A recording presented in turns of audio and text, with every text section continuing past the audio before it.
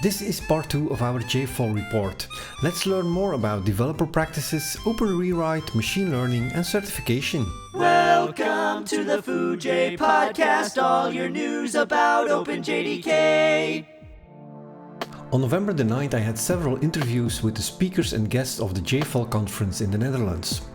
Last week in episode 33 of the Foojay Podcast, I combined the interviews about evolutions in Java towards the cloud and sustainability. In this part, we will touch on a variety of topics more related to the developer's life. Let's start with Tom and Elien, two outstanding speakers about maintainable code. I have two next guests. Who are you and what are you doing at JFall?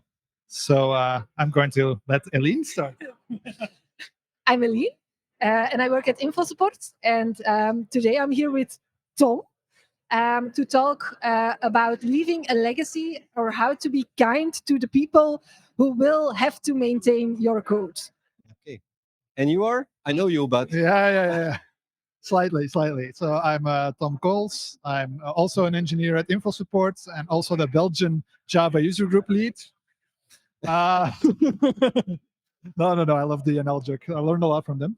And today I'm indeed presenting a session with Elien, and it kind of grew from the fact that I often get sent to a brownfield project that we end up maintaining. So I try to fix it up a bit so Elien has a better time maintaining it, because Elien is in the maintenance team. So I literally hand things over to Elien.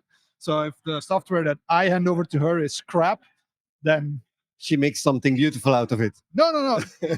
yeah, she will, but it actually hurts her. I'm hurting Elien, and if you can put a face to it, it becomes quite a bit more difficult to ship shit, as they say. Yeah.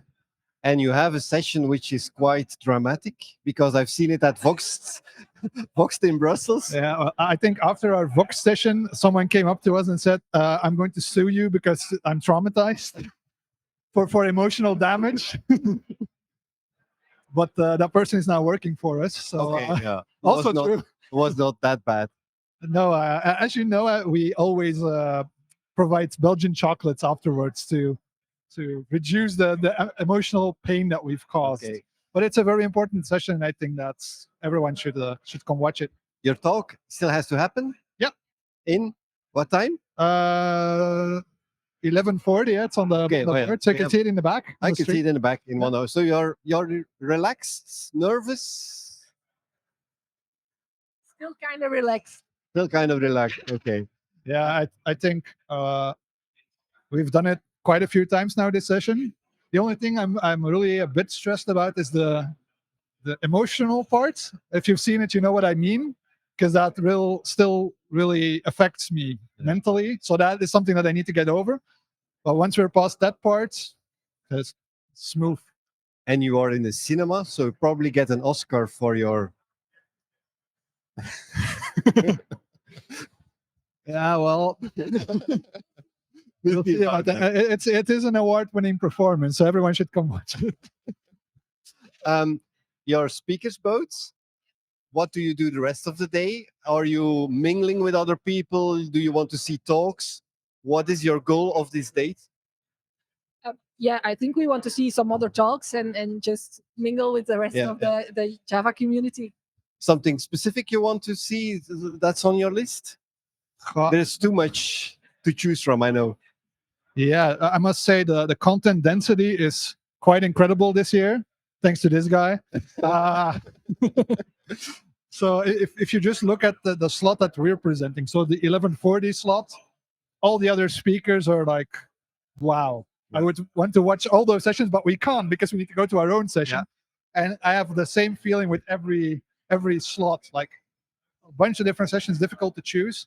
And we do need to leave a bit earlier today, so there's a few sessions that we won't even be able to follow. But and you're missing the drink. Yeah, we miss the drink. So, but sacrifices need to be made for the new life at home with the baby. How important at the conference is the social contact? Finding people with the same Java mind? I think it's very important if I see, because I'm really new to the Java community, but if I see how Tom interacts with everyone and knows everyone, and when there's a problem with like Elasticsearch, or when he needs to know something about OpenShift, and he just knows who he needs just from these kind of conferences. So that's pretty cool, I guess. Yeah. So the secret pathways to unclear documentation is just writing one of the DevRel people and saying, hey, I have this problem. I can't find it in your documentation. I help them because I'm signaling a problem and they help me. And especially for me, and you know this as well, since you're helping organizing the BJUG, having contacts in the Java world, it's so much easier to go, hey, we had lunch or dinner at some conference. You want to come over to the BJUG and come speak? So this is partially for info support, but for me personally, also a good way to network and find new speakers to drag with her next to Belgium if we can get them that far. And it's only a few hours from here, so 3.5 from Antwerp, approximately this morning. Yeah. It was a long You mentioned Antwerp. That's the reason. That's not the problem. Okay, not this Quite time. come was. Okay. Maintainable code is very crucial as it can be a critical factor in your job satisfaction. That things can go wrong and how this impacts your life was the topic of my next guest, Louëlla. She is a C# developer, so we also exchanged ideas about different programming languages. Hi, I'm Louëlla Creemers. I'm a Microsoft MVP .NET consultant and also a speaker. And today I'm speaking about burnout and how as developers we can get into burnout and how we can also get out of there. And is that a personal story that you're telling? It's a personal story about how I got burnout and also how I survived burnout. That's why it's called Surviving and Thriving. Because Tom Coles, that I know from the Belgium Jug, he has a similar talk in the past. Yeah. Burnout is really something which can happen fast in a software development environment. Yeah. Is it based because of frustration of the company that you're in, about the organization? Maybe it can be, of course, the organization and the workload that you have, or not being able to plan well, too much work, maybe colleagues that don't always listen to you. It can also, of course, be a mix of different things. It can also be physical health together with your work, or maybe it can be family life together with your work, but that just becomes too much to mix and match. That happens a lot. Most of the time, it's a mix between multiple parts of your life. Yeah. I think there is not a simple solution, but what are some tips that can help people to prevent this? Well, of course, knowing the science helps a lot. Knowing or realizing that you're constantly under stress and that causes headaches or fatigue or that you can't sleep well. Those are most of the time the signs that you have burnout or are almost at the burnout. Once you think you're actually at the burnout, however scary that is, seek professional help. Yeah. Okay. You mentioned you are a C# developer. Yes. So you're here in the evil Intruder. camp of Java, or how I'm do you an look at it? intruder. No. You're an intruder. Yes. No, I've been going to Java meetings before because I just know people that do Java. And of course, .NET and Java aren't that very far from each other. Very close cousins. Very close Yeah. cousins. So people know people. So I went to Java meetups and then went to go to JFall as a normal visitor last year, and now I'm here as a speaker. Yeah. What sessions did you already attend yourself, or you want to attend still? What I want to take, I'm mostly going to the methodology kind of sessions because, of course, Java, I don't speak that language, so that's a little bit difficult. But yeah, I've just been walking in and out of rooms, seeing what's up, and mostly just the methodology. You're also sessions. always welcome to switch sides. You can still go from C# to Java. The exhibitors, is that also something which you can learn from? Yeah, of course. There are a lot of different parties here that also have a lot of different technologies going on. There are also quite a few that have Java as well as .NET or Java with Azure together, so that I can talk with them. There's also Microsoft Booth, which of course also very good for you because Microsoft MVP. And yeah, just talking around, seeing what everybody's up to, what they like, which technologies they use, because oftentimes you just don't think about what's going on behind the scenes of a website that you maybe visit quite often. So it's a bit special that Microsoft is here. Yeah. Microsoft is one of the driving forces now of Yeah. Java, of the evolutions in Java. I have been doing C# development also in the past. Yeah. How do you look at? Is this a competition? I don't think so. I think people at some point in their life, especially in the Netherlands, or at least developers, pick kind of a side and specialize in that. So most of the time in the Netherlands, that will be either PHP, Java, or .NET. You can't really mix them all the time. It's better to just pick one and just roll with it. So I think most people that are now in Java will stay in Java, and most people that are right now in C# will stay in C#, and most people that are now doing PHP will stay in PHP. So You have a bit of the story about being a full stack developer, knowing Yeah. everything. It's something I don't believe in personally. You No. cannot know everything. You can know a lot, but you cannot be an expert in many different topics. yeah, that's true. And also, just context switching all the time is not good for you. So And probably also not good direction of burnout and getting bored of Yes. your job even. Yeah. So that's okay. I wish you good luck with the session. thank you. We are in the same time slot, so I cannot join you.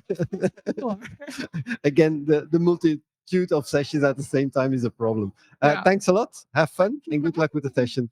Thank you. Bye. One way to prevent work overload is to use existing stuff instead of reinventing it. Don't try to build everything yourself. And that's the topic of Willem's talk. I'm Willem, and I'm here today to talk in Ignite session, actually. It's very short, 5-minute talk, and I'm going to explain today about the IKEA effect. And the IKEA effect is that you have something which cannot assemble. Have you ever been to IKEA? Oh yeah. I don't like it, but You don't. How do you? What is the feeling? What do you have for feeling when you've built something? that's amazing. It is. When you succeed in building something. Actually, and there's a psychological effect which is called the IKEA effect. It means that if you've built something yourself, it's better, because the effect of the excitement continues in your brain the next time you visit the IKEA. So, can we reflect that on code? I think so. We want to build everything ourselves.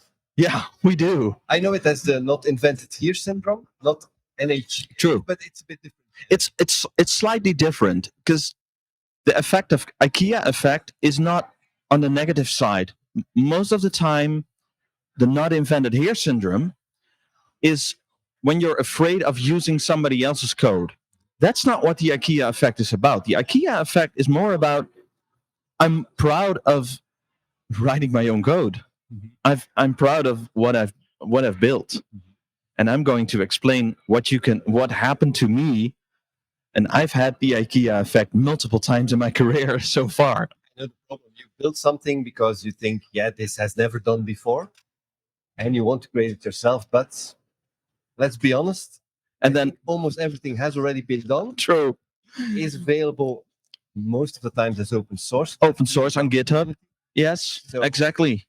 Maybe indeed people should start thinking about, can I maybe help someone else? And talk to your community. And make it better. Exactly. Yes. And if you can make it better, please do. Do not reinvent the wheel. Do not try to make your own library, which is slightly better than the other one. No, let's try to make this one better, because this one works already. Let's make it better.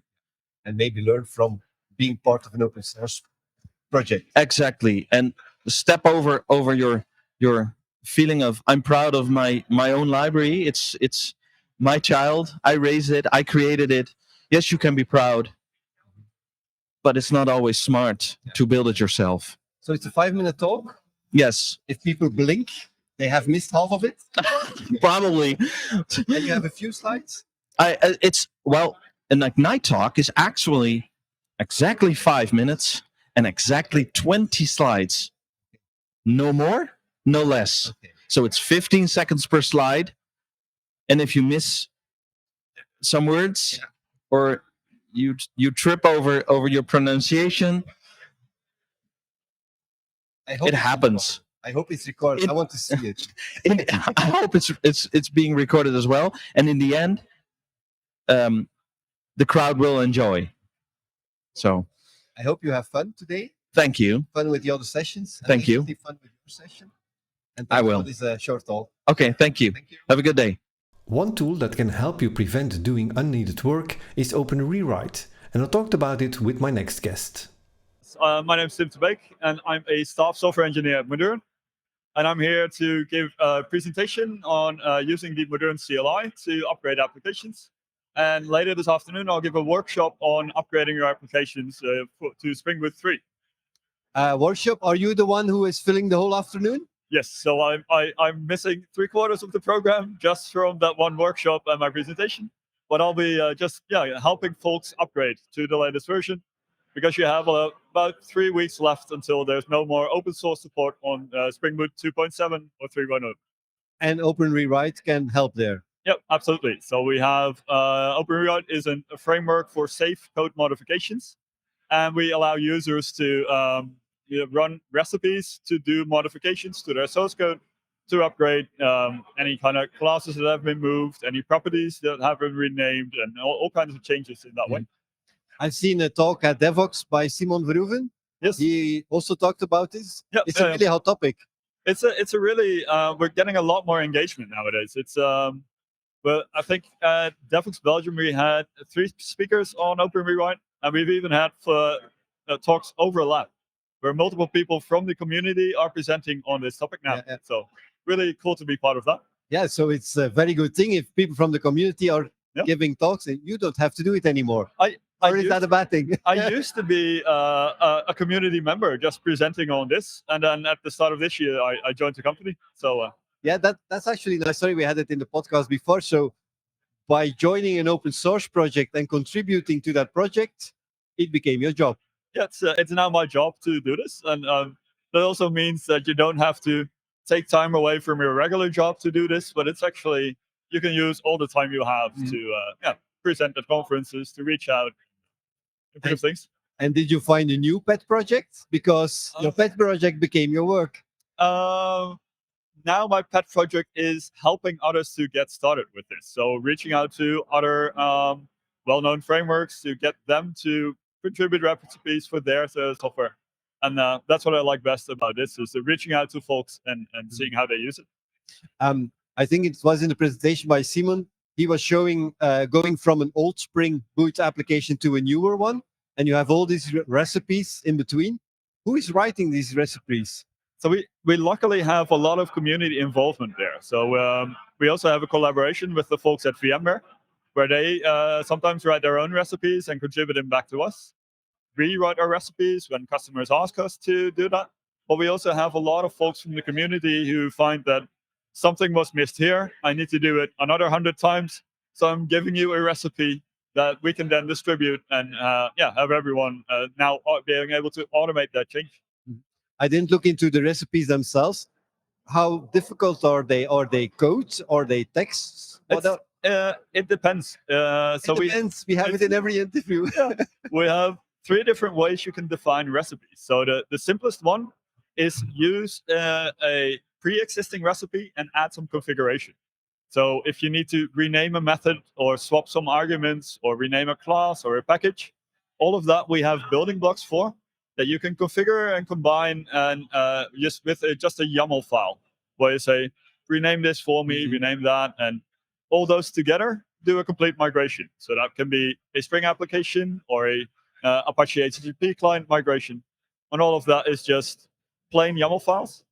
Then the second one we have is similar to refaster, which you might know from Error Prone, where you get 2 annotated methods, and we from the before template you supply and the after template of what you want to replace, we work out the details in between. If you need more than that, we have a custom visitor that you can implement to migrate your projects in with the full flexibility of the Java language. Okay, so it's definitely a project to take a look. It's very easy to get started. We have a lot of community involvement, and it's just it's my biggest hobby and now my job as well. And do you have content on Foojay about this subject? Do you already have content about this on Foojay? On Foojay, I think Simon has content. Simon Verhoeven. Yeah. And I'm planning to do a small blog about upgrading to Spring Boot 3. Now that support is running out, because a lot of people now finally are stopping to put it off and actually have to put in the work. Okay, so always welcome to be an author. You know that. Yeah. It's also an invitation to everyone else. If they have content for Foojay, they can add it there. Many visitors attend conferences to learn what is evolving within the language and runtime. Developers need to keep up with new evolutions. But also teachers educating the next generation of developers need to be informed. Elvira is one of them. Hi, I'm Elvira van der Ven. I'm actually a teacher at the University of Applied Science in Rotterdam, and we're teaching Java and a lot of other languages. But here I'm mostly for Java with a couple of students. Okay, and what do you want to learn today here at JFO? My main goal is to see the newest developments in Java, but I'm also really interested in AI as a personal interest. And another goal is to find guest speakers for our educational system. You say that you're using Java in your education. Yeah. How important is Java versus other languages? Well, actually, Java is our main point, as I could say, our mother language. Because like in Belgium, I'm from Belgium. I see that there a lot of schools are choosing for C#. Do you see some differences in how you can use these languages? Well, we're technical informatica, so we're programming robots and that stuff. We have also informatica track.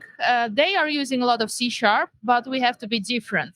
The biggest question at our track is more Python or Java. Yeah.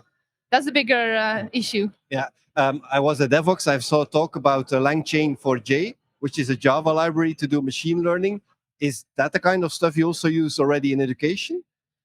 I would like to, but that's far from the reality. So that's actually the reason I'm here, because years ago I started AI master myself, and there was just Python. Yeah. While I knew only Java. So I tried to start it in Java, but it was really hard and actually unknown and new. Yeah. So I'm happy to hear that there are a lot of Java libraries. Yeah, there's a lot of stuff going on in that. Yesterday at the speaker lunch, I had a small discussion about there is no bad language in education. You need to know the principles of programming. But someone said, yeah, but Python doesn't teach you the things about object-oriented and type safety. Is that also something you take into consideration? Well, there is no bad language if you choose wisely, because you can try to do to program a hard machine with C# or something .NET, or you can try to program a user interaction program with Haskell, which don't accept input and output. That's bad language. But in other cases, it can be just the perfect language. Yeah. Like in all software discussions, it depends. Yeah, it depends a lot. Elvira wants to learn more about machine learning and AI, one of those hot topics at each conference these days. Luckily, we have Lutske, who has a talk about it and shares her insights. It's coffee break time, so there's a lot of people around here. Yeah. But who are you and what are you doing at JFOL? I'm Lutske Leeuw. I work for Luminous, and today I had the early bird session about machine learning 101. Machine learning, one of the hot topics. Yeah, it is. Now with ChatGPT and Garrick, it's all the big hype. Yeah. And was it really Java-related machine learning or a more broad topic? No, it was in Python. I thought maybe I should do it in Java, but I thought, let's stick to the plan and just do it in Python. They accepted my proposition with Python. So yeah. And why do you still do it in Python and not in Java? Are there things missing? What I experience is in Python, it's easier to understand, and it's a 101 topic. Even it's Java, so a big Java conference. And there are more libraries in Python that are already there, and it's much faster. So for the little bit of time, it's easier to do it lifetime, real time with Python. Okay. At Devox, I saw talk about LangChain for J. Yeah. So LangChain is a Python library, if I'm correct, and it supports to Java. Are you seeing more evolutions of machine learning for Java? Yeah, when you saw like 5 years ago, it's like horrible, don't do machine learning in Java. It's not built for it. And now you see like, Java has a big community and we want to do something in our own language. So now you see more and more is in the Java things, like with the long chain and all that kind of stuff. So yeah, I can see the shift, but I'm not really convinced we're there yet to do it optimized in Java. Okay. What do you do with machine learning? What are you using it for? Yeah, a lot of things. I'm in my talk, for example, I'm talking about how I got into machine learning with just a hobby project. But I'm also talking there about that's 9 out of 10 times machine learning isn't the solution or AI. We think it's very cool. It is very cool. But most of the time you forget there's a lot of data cleaning and organizing to do before you can start. And that takes so much time and effort and money. You can better just write normal code. A lot of if-else Yeah. statements. So yeah, one of the answers is I don't do a lot of it because most of the time the answer for the solution is not machine learning or AI at all. Yeah. A lot of machine learning, ChatGPT, large language models. Should we be afraid as a programmer for our job? No. If you're now afraid of your job, I think most of the things that are repetitive is gonna fall out. So we have more time for creative solutions and that kind of things. And if you're not doing that right now, you probably should change jobs and do other stuff. So I think we only have more time to do the stuff we want and dive into the complexity and the stuff. So no, not at all. Do you ask ChatGPT for code examples if you're coding? Yeah, if I'm stuck, I do because it's like a rubber duck, but it answers also. So, and if it's not a sensitive code at all, of course. But I use it when I'm stuck. And does it help you? Do you get the right answers? Sometimes, but it's still I use the free version and it's hallucinating a lot. So yeah, I use it for inspiration. I'm stuck and then asking it a question and then give something, and maybe it's not the right question of right answer, but I can do something with it and go on for there. So yeah, not for the solution, but for the thinking process. To help you and if you get stuck. There are a lot of sessions today. Did you join other ones? Yeah, I did join some other ones, one about profiling and some Ignite sessions, and one about, what was the other one? So bad, I didn't too remember. much. Yeah, I tried to join also other sessions, but it's also a community thing, so a lot of people and networking. So sometimes I miss one because I'm talking with so many people who are like, oh, the session is already halfway through. So yeah. Profiling one seems to be very popular. A lot of people went there. Yeah, it was very packed. Yeah, it gives you a lot more insight into your application. Yeah. I'm not an expert, but that's what I learned here by asking it to people. We have still a few sessions to go. You have an idea what you will be joining? No, not at all. That's very bad. But No, it's a constant. Everyone, I select at the last moment. Yeah, me too. Yeah. So many amazing sessions at the same time. You can just join whatever you want. Yeah, and sometimes you think, I go to that session and it's already packed, and I was like, I'll watch it later, and I go for another session now, or network, or see it, sponsor booths, or something like that. Yeah, a lot of people here. You're from the Netherlands? Yeah, I'm from the Netherlands. So there are a lot of people here you probably know from other companies. And yeah, a lot of old colleagues and people from school and all the stuff, or people from Javel or just the common Java community. I see all the people, so every year more and more common faces. Okay. To close this part of the JFall review, we'll look at a new tool in development for Foojay, as work is ongoing to extend the site with a certification tool. And that's the subject I discussed with Roy, who has a long JFall history. I've been here, I think, for the 12th or 13th time, and used to be in the board, and I helped organize JFall, I think, up to 3 years ago. So I have been as a visitor the last 2 years, which is a lot of fun, because instead of worrying about organization, you get to talk to people and enjoy the conference itself. And the cool thing now is that I actually get to do a talk later in the afternoon. So that's very, I think it's very cool. After being in the organization so many years, that I get to go on stage, yes. And your talk is about? So the talk is titled, How Good of a Developer Are You? and actually has a link to Foojay. Maybe interesting to tell. So working with some people on the Foojay community on a test that is able to measure programming skills instead of factual knowledge like you get if you do an OTP exam. And there's a lot of research actually behind the platform that we're using for this. So can you tell a bit about that? Yeah. And I know the subject a bit. I didn't do the test yet myself that you are developing. I don't dare to do that. Yeah, it's always a little bit scary, right? If I was in a job interview and I got this kind of Java questions where I had to think like a compiler, then I just block, because these are not the questions that you as a Java developer should know, I think. It's really about how do you understand code? How do you write code? I think those are the important things, and that's exactly what you want to achieve. I think that's really true, and there's a lot of debate around this issue. I mean, if you ask 10 different developers, they're probably gone with 10 different things they think are really important to being a good developer.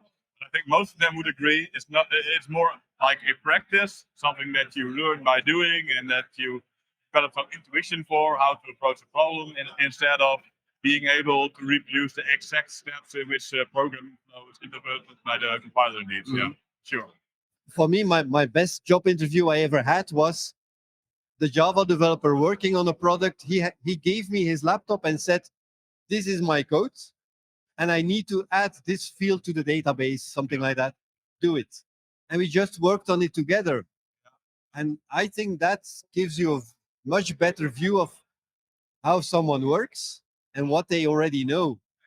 And that's the kind of things you want to test, correct? Exactly, and there's also, of course, if you do a setup like that, there's still like a subjective component here, because then you get hired based on what that specific Java developer thinks is the kind of behavior is looking for in another developer. But it is testing practical knowledge. Some people might experience some pressure in such settings. So I would say, ideally, you do have a setup like that where you have like a real world problem, like the one you worked on.